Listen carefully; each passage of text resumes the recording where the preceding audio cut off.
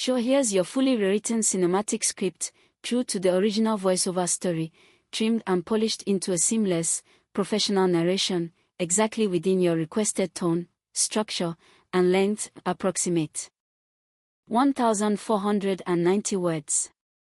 You ever have one of those moments where you think, this is it, we made it? Yeah, that was me the day we pulled up that hilltop road.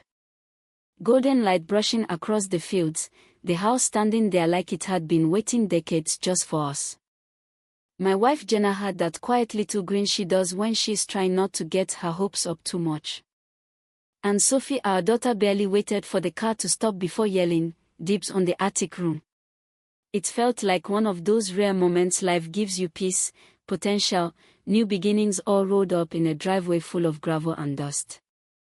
We'd inherited it from my Uncle Walt, an old craftsman home with a wide porch, solid bones, real wood floors, and most importantly, no HOA. Trust me, I checked. I ran the zoning myself 3 times, had the title come through, called the recorder's office just to be sure. This place was an island legally in a sea of suburban dictatorship. No dues, no committees, no pastel color mandates. We were free. Or so I thought. It started while we were still unloading boxes. A white Audi pulled up, tinted windows, just oozing that rich woman who never hears no energy. And out stepped Karen. Yeah, that kind of Karen, pale blue blazer, stiff smile, and 2 matching goons in HOA polos right behind her. Excuse me, she backed like I'd parked in her soul. You can't be here without clearance. I blinked. Oh, we live here. Michael Grayson. Just moved in. That's when she dropped it. This property falls under the Eagle Point Cliffs HOA. All move-ins must be approved. I laughed, thought she was kidding. Told her it's not part of any HOA. She said they redrew boundaries 2 years ago like it was SimCity or something. You can't just redraw property lines, I told her. Her face didn't flinch. One of our guys even tried to step onto the porch. We need to inspect the premises. Nope, I said, already walking away. Private property. You're trespassing. She mumbled something as I turned back to the house. He'll regret this. No one defies Eagle Point. I should have taken that more seriously. Next morning, breakfast barely started, doorbell rings hard. 2 cruisers out front. Karen standing beside them like she called in backup for a hostage situation. Mr.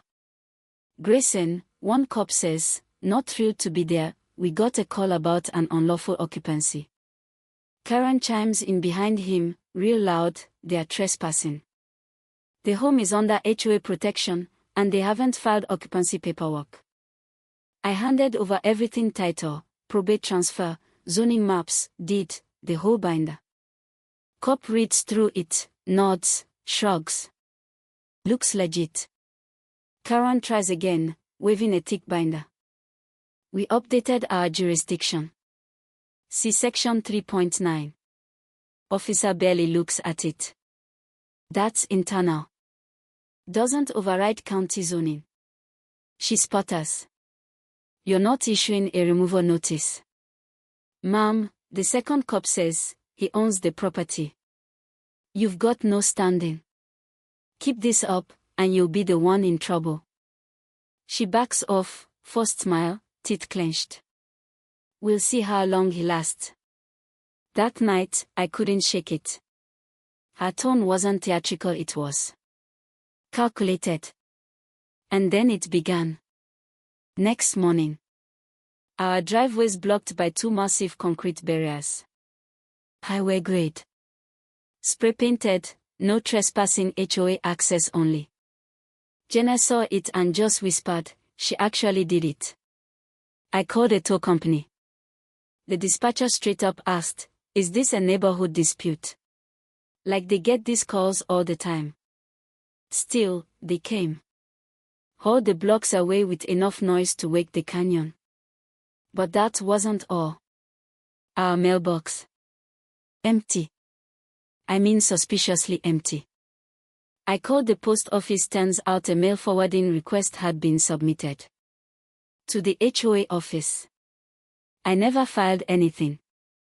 The rep flagged it, apologized, promised an investigation. I hung up with my hands shaking. That night I rigged a trail cam near the mailbox. GPS tags too. Paranoid. Maybe. But by then, paranoia was starting to look like basic survival. A few days later, Karen yelled at a delivery driver at our gate, accusing him of violating compliance. Said the house wasn't a valid delivery point. He looked confused, poor guy holding a box like it was radioactive. But Sophie, blessed that kid, had ducked behind the porch post with her phone out, filming the whole thing. Got her, she whispered, eyes gleaming. We posted the clip on TikTok under her account. Title: Karen bans deliveries to our house, no HOA. By morning, 500,000 views. By night, 3 million. It exploded. News outlets, Reddit threads, memes. Karen's face plastered next to medieval queens and Game of Thrones quotes. Hashtags like Karen Castle and Free the Graysons trending for days. That's when Liam, the HOA goon from day one, reached out. Said he couldn't take it anymore. Met me behind the hardware store, slid a USB into my hand like we were in a spy movie. There's audio, he said. Meetings. Karen saying she'll bury you in violations until you break. She thinks she's the hero here.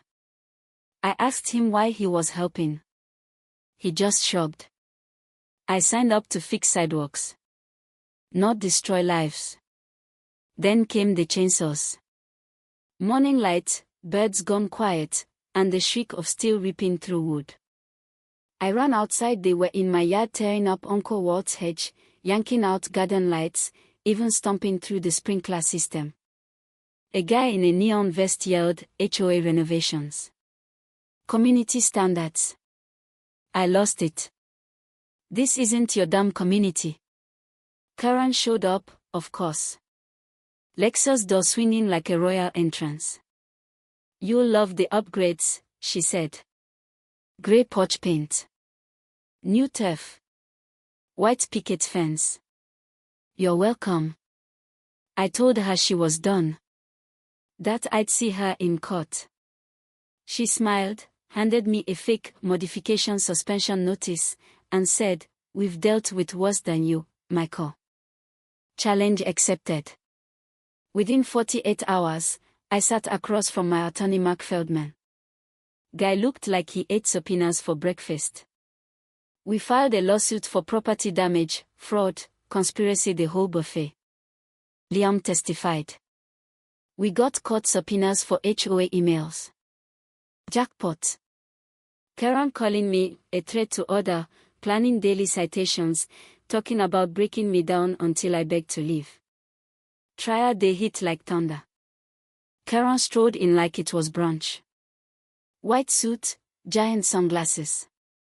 Smug. But Mark laid it all out. Property maps, zoning laws, county testimony. Goddard the inspector. Karen course cracked under oath. Confessed. Karen's audio clip played in court. Her words, "If the law won't stop him, we will." The judge was not amused. Verdict: Karen guilty of everything: fraud, mail tampering, property destruction, falsifying documents. HOA leadership held personally liable.